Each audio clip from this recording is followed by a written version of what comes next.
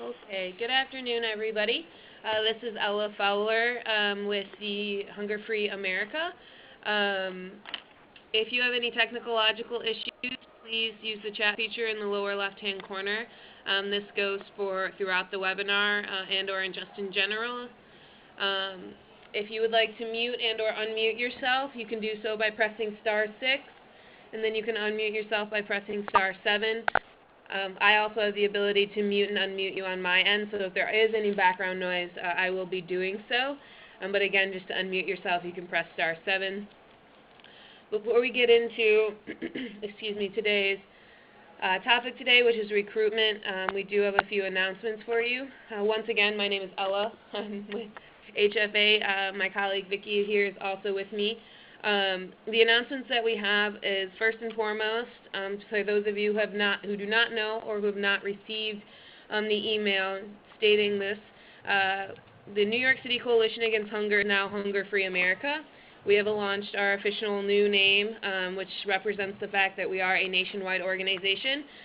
This new name change is been a long time coming, and it reflects the fact that many of our initiatives, including the VISTA project, the National Hunger Hotline, and our National Strategic Volunteerism Initiative, is national.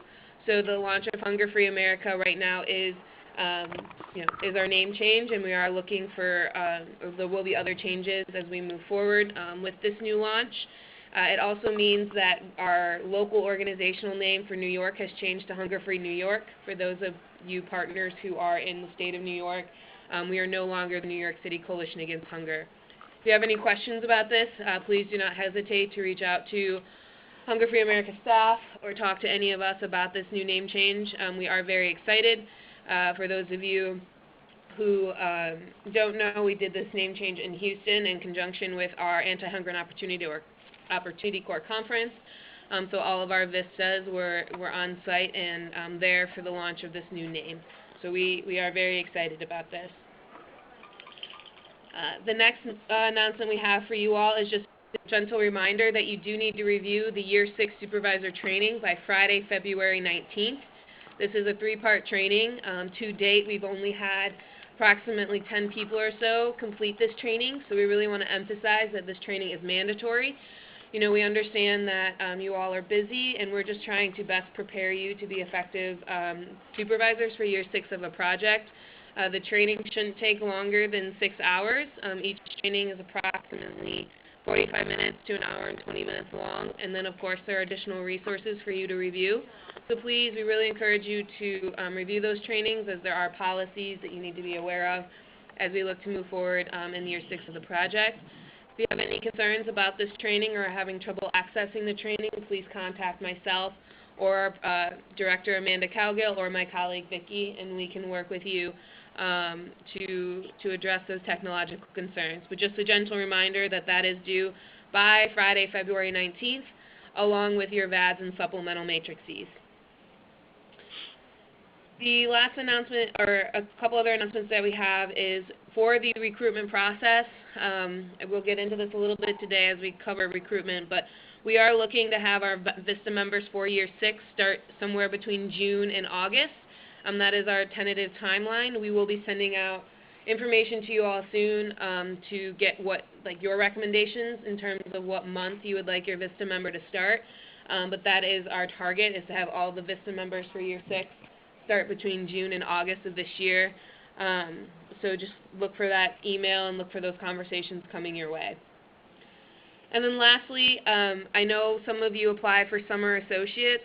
We apologize for the delay in getting out those announcements, and we really do appreciate your patience. Right now, we are currently focusing on the year-long program because the recruitment deadlines are quickly approaching. Not only that, we are also looking for additional funding to support the number of summer associate requests that we have received for this upcoming Year 6. So with that, we will be looking to make announcements in early March. If this is a problem for any of you, please reach out directly to our program director, Amanda Cowgill. You received an email from her about this training earlier this week, so you can just reply all if you have any questions about the Summer Associate Program. So before we get into today's training, does anybody have any questions on those announcements?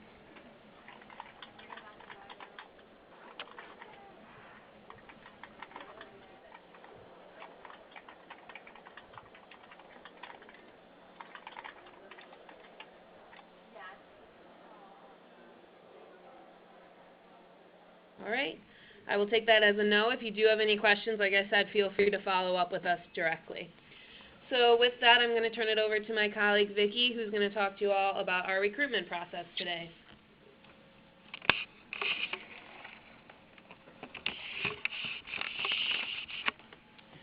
Good afternoon, everyone, and thank you for joining us.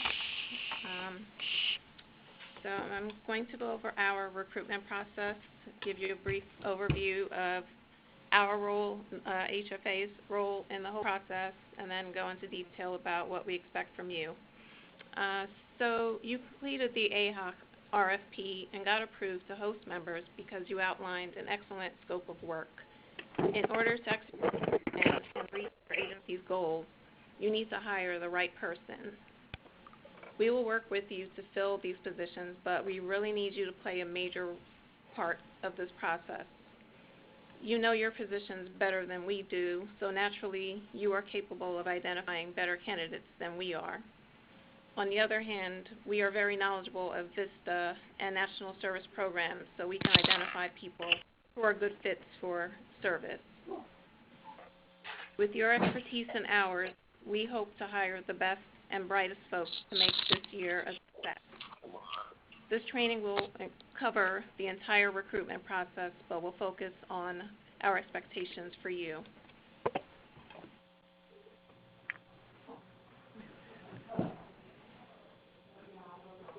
So let's begin with HFA's process.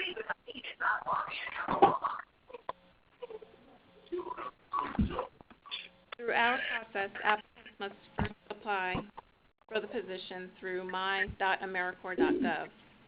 This opportunity listing is not available yet, but will be shortly. Once the position goes live, you'll receive an email from Ella or myself with the exact link. So the website allows us to recruit nationally. This opportunity listing is a general post that applies to our program overall and not to each specific site. When we receive the applications, someone on our team will review and follow up with viable applicants. We usually start by sending the program questionnaire to the applicants, to determine the sites that they're interested in, where they're interested in serving. We also send the terms, conditions, and benefits course that provides detailed information about VISTA rules, regulations, and benefits, as well as a mock budget. The mock budget provides the amount of the monthly living allowance, and applicants are asked to create a monthly budget to show that they will be able to make ends meet during this year of service. Excuse me. As you can imagine, living on $1,000 or less a month is very challenging, so we hope that through this mock budget, applicants will think realistically about their ability to survive on such a small amount and allow us to avoid dealing with the turnover that can result from someone not being able to make it on such a small stipend. Once we receive the terms, conditions, and benefits course and the mock budget from applicants, we conduct a first-round informational/screening interview. After that interview, the candidate's application will be forwarded to appropriate sites. We ask that you interview all applicants we send to you because they have already been approved by us. But if you decide that an applicant is not qualified for the position or you're just not interested in interviewing that person, please let us know as soon as possible.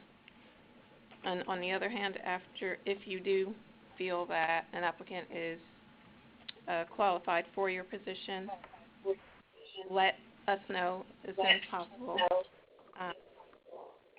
And we also ask that you perform reference checks.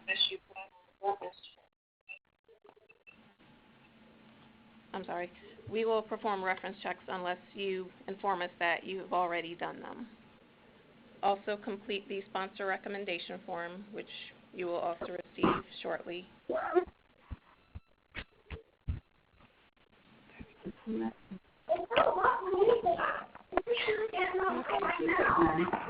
Sorry.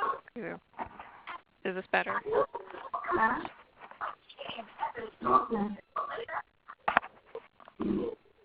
As I was saying, make sure you complete the sponsor recommendation form. This just details your reasons for wanting to hire this person, the person's strengths, weaknesses, and just overall your reason for wanting to select this person. We cannot move forward with selecting this applicant unless you complete the sponsor recommendation form.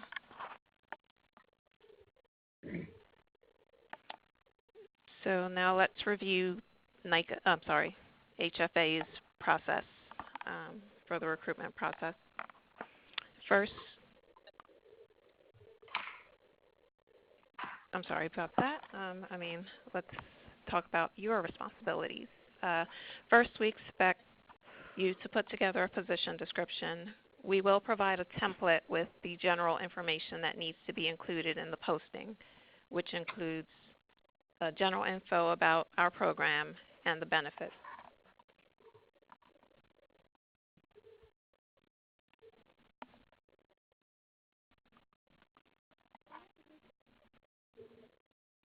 You should add more specific info about your position. Once it is complete, please send it to your assigned associate director for approval. This position description will allow us to send along better candidates for your position. After you receive approval for your position description, go ahead and start posting the position. You should at least post the position on your organization's website. Also, post the position on sites you may have used in the past and have had success with, such as Idealist, Good Food Jobs, etc. Most of our past and current members are recent college graduates, people who are mid-career and looking to change industries, and recent retirees, so you should try to target places that cater to these populations. You should also reach out to local colleges and universities. I know some of you have a cohort of interns and or volunteers, so that is also an excellent pool of candidates from which you can recruit from. And after advertising the position description, you'll start by screening and interviewing applicants. Let the candidate know that this is the first step in the process and that if you wish to move forward with his or her candidacy, someone from Hunger Free America will contact them after the interview for the next steps. Excuse me. In order to qualify to serve as a VISTA, you must be a college graduate or have significant work experience. We have hired candidates in the past who had limited work experience, but we had to justify the hiring process to our program officer. So if you do identify someone like that, just make sure you provide a justification to us so that we can forward that information on to our program officer. And once you identify a candidate, make sure he or she understands that the position isn't guaranteed. The final step in the process is to get approval from CNCS make sure the candidate understands this. HFA will reiterate this to the candidate once we follow up. Just make sure you complete the sponsor recommendation form and send it to your HFA contact. Also, make sure you conduct reference checks. Take notes and send this along to your assigned associate director. After we receive all this information, we'll follow up with the candidate directly so that he or she can complete the terms, conditions, and benefits course and also the mock budget. Excuse me.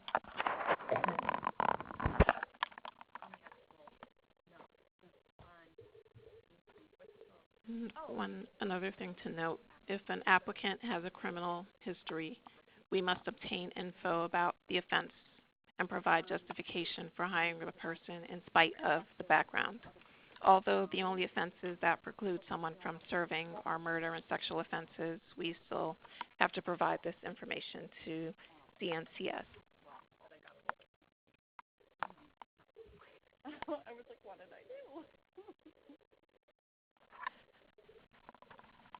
I'll just stop for a second here. Does anyone have any questions?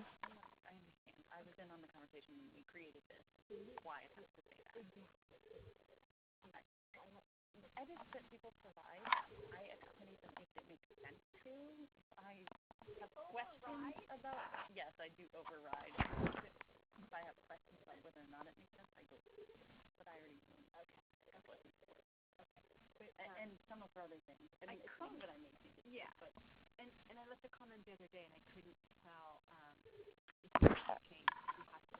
Like that was screwed out right there. Doesn't look like there are any questions. But I'm surprised. Fixing that whole issue that we need to clarify some of the differences. This is the one you brought me. Yeah. Yes. Okay, someone asked when you will receive the job description template. That is something you'll receive by tomorrow. We're working on finalizing it, and I'll be able to send that out by tomorrow.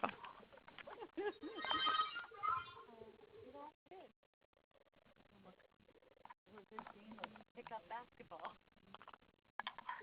Okay, just a reminder, can you mute your lines using *6? As far as I know, it's been used in it's been used in everything we've ever written. We've referred to the volunteer side as. Oh, this is all the instruction stuff too. Yeah. So this is part of the position description template. You'll get the full description shortly. It will include the benefits for VISTA, the VISTA position, and will also provide a list with the living allowance amount for each location. And I know some of you may have worked with our program in the past and have experience with our recruitment process. So does anyone have any advice or tips to share with everyone else?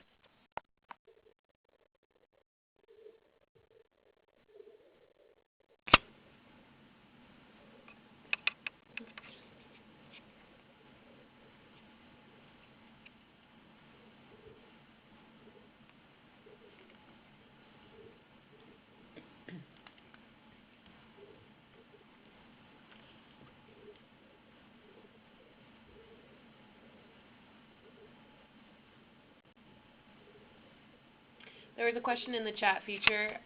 When will the position descriptions be due back to you guys once completed by the individual agencies for approval? As soon as possible. The quicker you get approval from us, the quicker you can post the job description. If you slack in submitting us the position description, then you can't recruit locally. We will do our best as much as possible to get national applicants and recruit national applicants.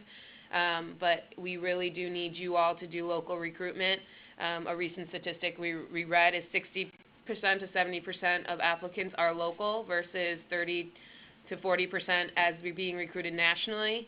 And given that the economy is on the upswing and more jobs are available, we anticipate less applicants coming through the national recruitment process. So in answer to that question, I would say that as soon as possible. The longer you wait, the longer you have to wait to post the position, which means the shorter amount of time you'll have to actually recruit locally.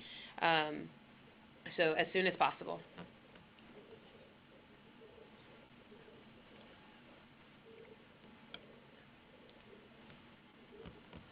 And for those who have worked with us in the past or who have worked with VISTA positions, I'm sure you know about PSO and deadlines associated with that.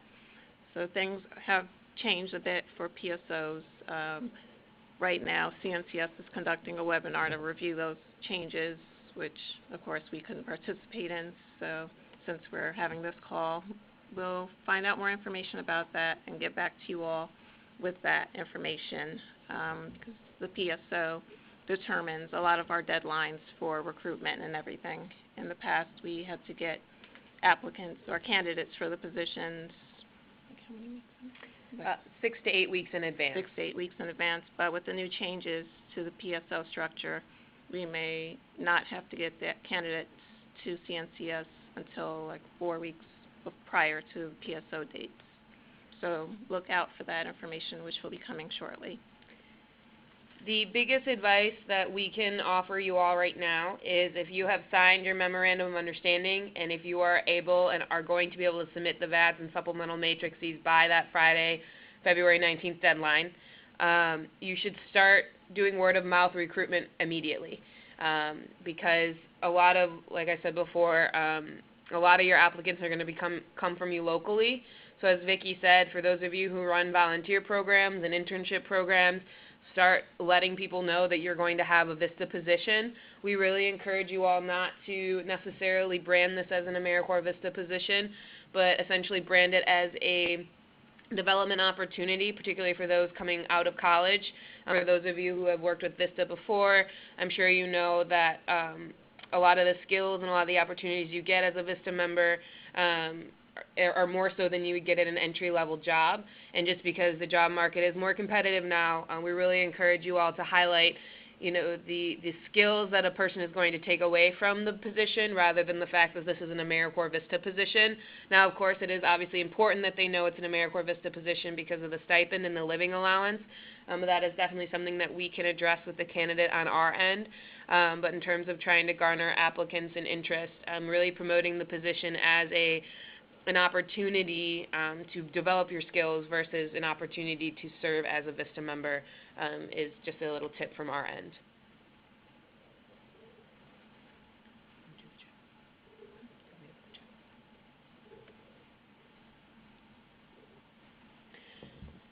So just to recap everything we've discussed so far, here's a little recruitment checklist that you guys should keep in mind once you begin your process.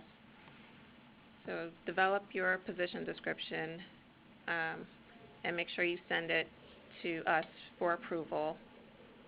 Your VAD really should be used to, in helping you create this position description. Post and advertise your position description via word of mouth, online, print, etc., based on your list of locations to find candidates who match the personal and professional competencies you need. This is mandatory. Conduct first-round interviews.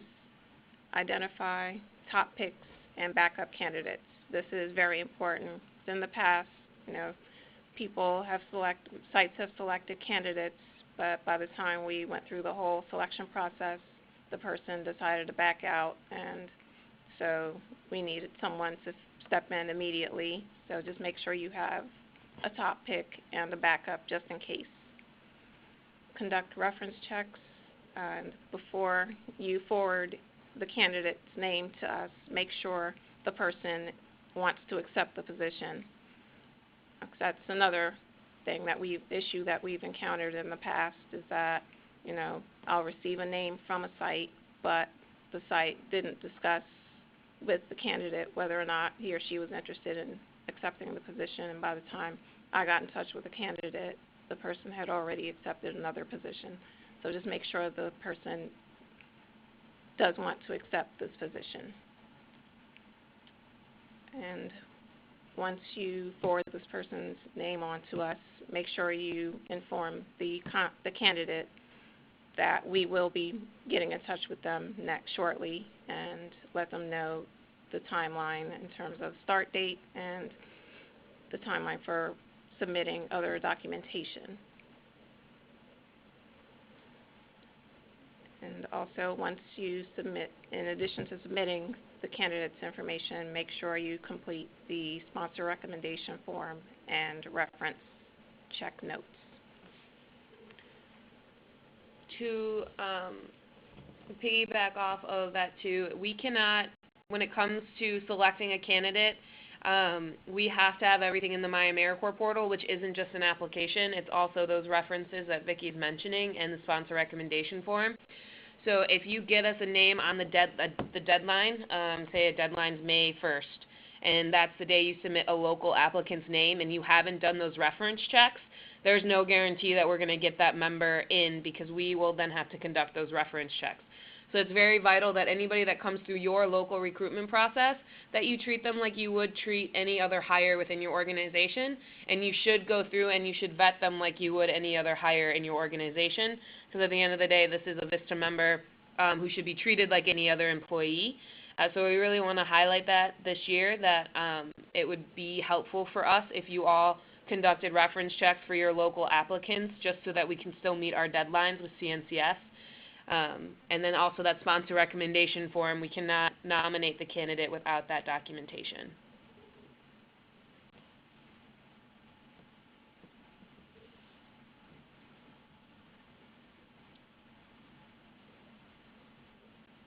I know I mentioned the AmeriCorps application. That is something that the applicant has to complete before we can nominate them. But in the application process, if you receive applications on your end, it's okay for you to accept resumes and cover letters before asking the person to submit the AmeriCorps application. But just make sure you inform the person that they have to submit the application before they can, move forward and become the candidate for the position, before you can nominate this person for the position. And you also don't have to wait for us to send you the person's AmeriCorps application. If you have the resume and cover letter, you can move forward with interviewing the person.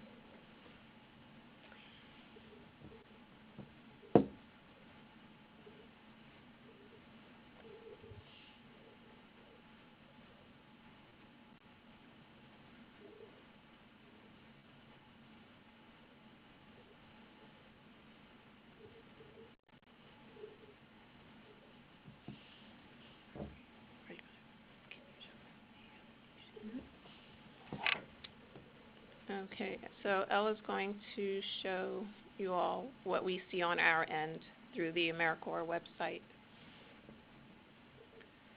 So there are some of you who have been partners with us in the past, you may know what I'm referencing here. So there are two ways that we get applications. There's potential applicants and there's submit applications. Vicki and I cannot see an applicant's submitted application until they apply it directly to our actual program listing. And this is a common problem that we've had in the past, in which applicants will say that they have submitted their application, and you may come to us and say, Vicki and Ella, Jane Doe has submitted an application, but the problem could be they haven't submitted it to our actual program listing. Now, if that happens, that's something that Vicki and I will try to address with the applicant themselves and try to walk them through and troubleshoot that process. But just so you all know, is we only see the applicant when they're a submitted applicant. So if we email you and say we do not see an application in the system for that person, that means they have not submitted the application to our exact program listing. But then if we want to search for somebody and we need someone, we go ahead in here and we enter their name and we hit search. And then the applicant's application comes up. Now, once the application comes up, this is where we go ahead and we are able to review the application.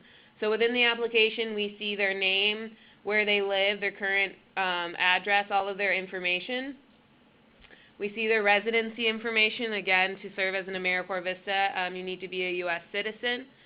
We see their additional information, including their earliest availability date. Now, for any national applicant that you get from us, you will actually receive this exact copy of the application via Word or PDF. So then you also see their education, you see their skills, you see their language, and then you'll see their experience. And then you'll see a motivational statement, which we treat like a cover letter. You see why they volunteer, and then you see the two references. Now, it's important to note that, like I said, we need these references completed, and a completed reference looks like this. It says completed yes. Now, there's an online reference form that references have to complete for this to be completed in the online portal. Now, the applicants themselves, there's two ways this can happen, essentially. The applicant themselves, on their end, types in Ella Fowler and my email address, and I'll get an automated email asking to fill out a reference form, at which point I would go in and I would complete that said reference form, and it would come up as completed for the applicant, and then Vicki, as the associate director, would be able to go in and review that reference. The other way that we can do references is by doing what we call a reference override, which is where you guys can help us in terms of conducting references. If you conduct references on your end, we do not have to wait for this reference to be completed in the My AmeriCorps portal, meaning we do not have to sit around and twiddle our thumbs while John Doe, who works for some college or university who's on sabbatical in England, to fill out the online reference, which has happened before. So if you all are able to do reference checks and you are able to send us those notes, it speeds along this process so that we're able to do that reference override and we're able to move the candidate on quickly through the process. And then the last piece is the sponsor recommendation form or rejection. Right now you can't see this section because we're looking at my old application, which has been withdrawn. But normally this will basically say the same thing that the Word version, the sponsor recommendation form that we send you says, and we cannot select that an applicant until we get that information from you to fill out this portion of the application. Now, as soon as this section is completed, the applicant, and we select them, the applicant will get an automatic email from our end, from the My AmeriCorps system, saying they've been officially selected to serve as an AmeriCorps VISTA member.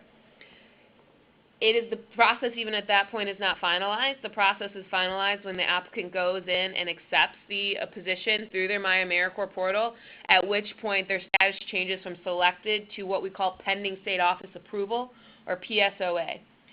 Now, at this point, this is where CNCS has full range of the member's application, and they make the final determination as to whether or not the member can serve. So during this part, this is where background checks are conducted. This is where the CNCS vets the application themselves, and if there are any red flags that they see, for example, like what Vicki mentioned earlier, if there's a criminal history on the application, they're going to ask us for justification as to why the member should serve. If the member has terminated another VISTA position or served with AmeriCorps and they didn't complete it, they're going to ask us why the justification for why we want this person to serve. That usually lasts, PSOA usually lasts about 2 weeks, and then at that point, the member will change from PSOA to assigned. And when they change to assigned, that means they've been officially assigned as an AmeriCorps VISTA member within the Anti-Immigrant Opportunity Corps project, and then they will be placed in their pre-service orientation, which should be at the dates that we tell you, unless for some reason we've missed the deadline. The acceptance, the member's acceptance of the position has to happen by our deadline. Now, there is a slight flexibility in that, but not much. So if we give you the deadline of May 1st, then that's the deadline that the member needs to have accepted the position in the My AmeriCorps portal. I think that's pretty much all of it in terms of the application itself. So you should no longer see the eGrants application on your screen, but that kind of gives you an idea of what it looks like.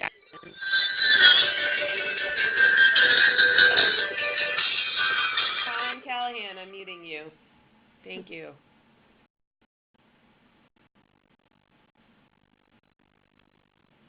Does anybody have any questions?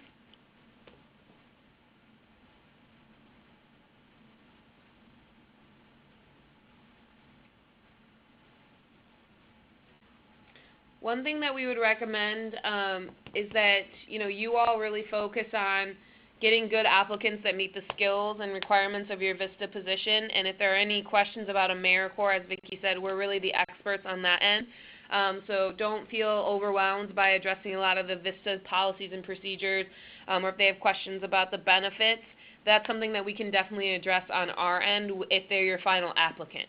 If they're just somebody that you don't even think you'll pass on to us, then we don't necessarily think you should stress about answering those questions, just because we are also going through oftentimes thousands of applications on our end for the national recruitment process and trying to the best candidates to pass on to you all. So just in terms of, streamlining and prioritizing, really just pass on candidates to us that you feel that you would offer the position to. As Vicki said, it's always good to have that backup candidate. We highly recommend for every single one of our sites, even if you feel you have like the strongest candidate ever who's promised you their heart and soul for a year, that's no guarantee until they officially attend PSO and are sworn in. We have had members back out days before PSO or, days before the deadline is due. And at that point, we really look to you all to have a backup candidate. We may have some folks in the national recruitment process, but that's never a guarantee. Particularly for those of you who are in rural sites, we cannot emphasize enough the importance of local recruitment. And another thing to keep in mind with national candidates that you receive from us, they may not only be interested in your site, there are other sites this person may have expressed interest in also. So just keep that in mind when interviewing this person. Absolutely. And keeping communication open if you don't want to interview that person, just so that we can pass them on or continue to see what other sites within our program they would like to serve with. It's very important. Communication in general, just letting us know. Also, if you're struggling with recruitment, let us know so that we can help you. We don't post, we do our own national recruitment. We're going to be creating postings and such for nationwide, working with some universities and colleges, but we don't target any specific state or any specific region unless a site reaches out to us saying that they need assistance or help. So we're not going to be out there posting in all of your individual states unless you say that you're struggling with that. If you do come to us and say that you're struggling, please let us know where you are posting, because again, it is mandatory that you at least post this job description on your website, and also preferably with any universities and colleges within, your geographical area or within your state.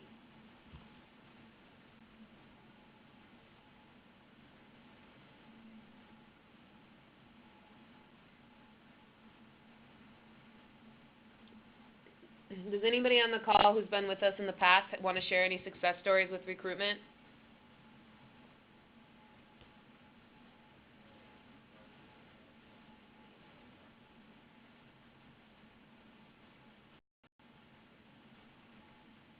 I think from our end, the biggest tip that we can give you is just really trying to get it out there word of mouth.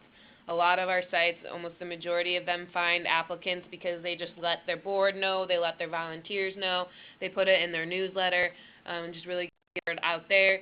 College and universities is one of the best places nowadays to get VISTA members, so we highly encourage each and every one of you, if you're able, to post it on there. And the last bit of advice is for those of you who currently have Year 5 VISTAs. There's nothing better than getting them out in the community and letting them know that you're going to be looking for a VISTA to fill their position, because they can speak as to what it's like to serve as a VISTA.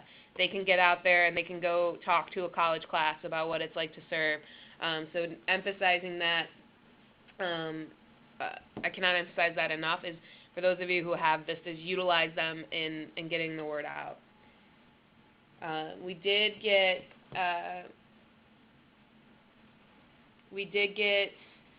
some comments in the chat feature. This one comes from Kelsey Ellis from Feeding America San Diego. She said that she's had a few applicants and current VISTA members come through their internship program that current VISTA members oversee and help run. That's a very excellent example of utilizing your current networks. And then we also have, I definitely recommend, from Laura Balalis, I definitely recommend pushing candidates to think about the stipend. I've had several candidates turn down a VISTA position because of it, even talking about the interview and saying that they're still interested. So we also, for every candidate that comes through the recruitment process, whether they're local or they're national, they're required to complete a mock budget, as Vicki was saying. This mock budget is supposed to show them what it's like to live on the VISTA stipend, so that they are aware that, it is hard to live on. We also talk about some of the benefits that we provide during our end of the interview process, including the rental assistance, which we are still tentatively on track to provide for Year 6. The rental assistance is just a one-time housing assistance that we provide our members. And then Mary, in addition to your question, can you share candidates with other organizations in your area? I don't quite understand what you mean. I'm assuming you mean with other AHOC organizations, or if you mean other VISTA programs, I would highly discourage that because if you share applications from our VISTA program with another VISTA program, it's not, again, they have to apply specifically to the program listing for the project they want to apply for. So if you're sharing applications with other organizations that aren't AHOC organizations, it could just cause confusion for that applicant. Now, if you're sharing applications like with other AHOC organizations, that's fine as long as everyone knows that they are that you're sharing them and that the applicant will ultimately have the final choice in which organization they want to serve with if you and somebody else offers the position. And then we also have a question about, can we identify a candidate and then have them apply on the AmeriCorps website? Yes. That's essentially what we're saying with the local recruitment process, is that you should interview a candidate just like you would interview anybody else that you would hire for your organization, collect cover letters, collect resumes. You can have them apply through the My AmeriCorps portal, but if you're posting the position and you have 40 people apply who only want to serve in Mora, New Mexico, we really only have one site there. So that's why we're encouraging you all to vet and do a local recruitment before you have them apply to the My AmeriCorps portal. So you should really only be directing people to our program listing from your local recruitment process. You should only be directing your top few candidates to apply via the My AmeriCorps portal. And that's just to help us on our system and on our end, because we often will have, a lot of people from a very small town apply, but who are unwilling to relocate and maybe don't have the qualifications to serve with us. So if you all are kind of vetting them on your end and then only passing on the top few candidates, that is just preferred. So for the local recruitment process, you should interview them like you normally would, and then for your top 2 or 3 candidates, you notify them that you would like to pass them on to the next round in the interview process, send them the link to apply, and send them the names of those final candidates to Vicki and I. We would go in and pull their application down so that they don't get pushed through our national recruitment process, and then we would interview them. And if we feel that they're still a good candidate, we would notify you, and then we would wrap up all the paperwork on our end, which includes the mock budget, the terms, conditions, and benefits course, and getting their application completed in the My AmeriCorps portal so that we can officially select them to serve.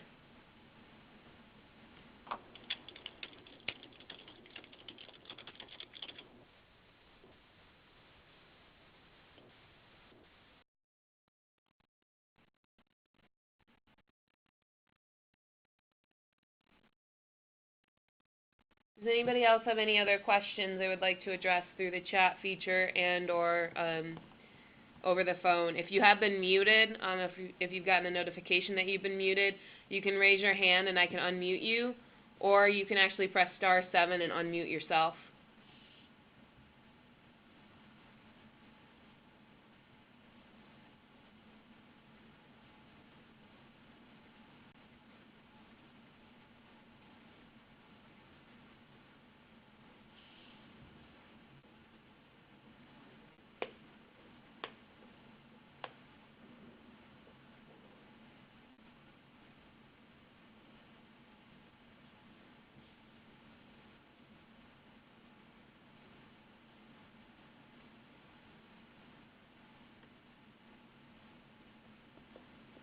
All right.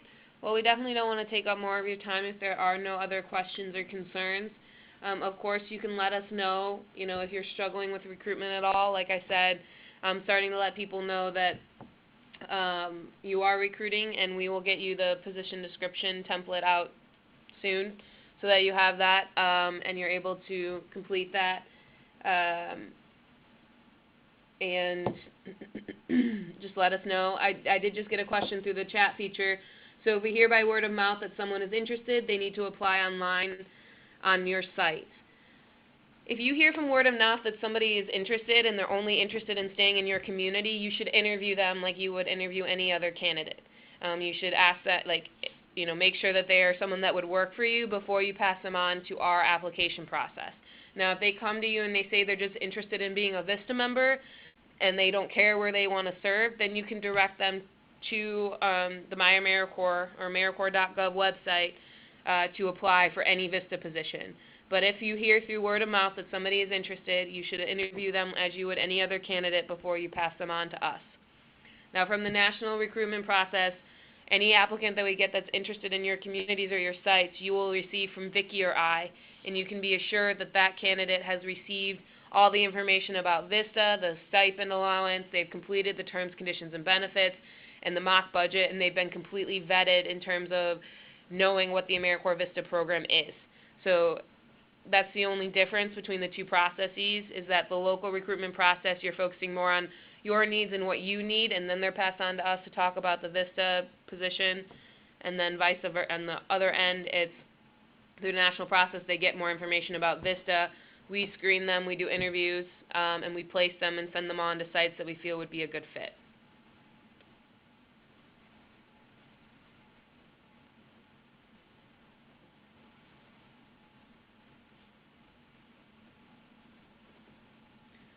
All right. If no one else has any other questions, like I said, we don't want to take up too much of your time.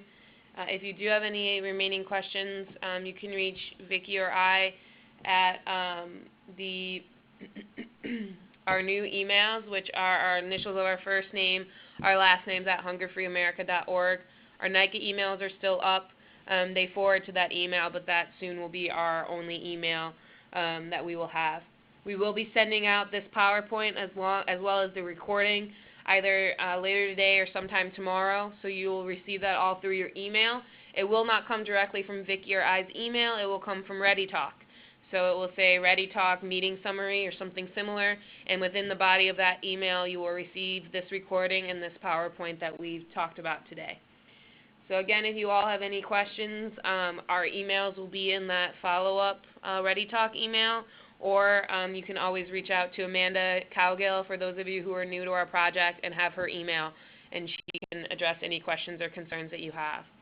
We really appreciate all of your time today and, of course, your partnership in year 6 of the project. So thank you all so much, and we look forward to having another wonderful cohort in year 6 of our project.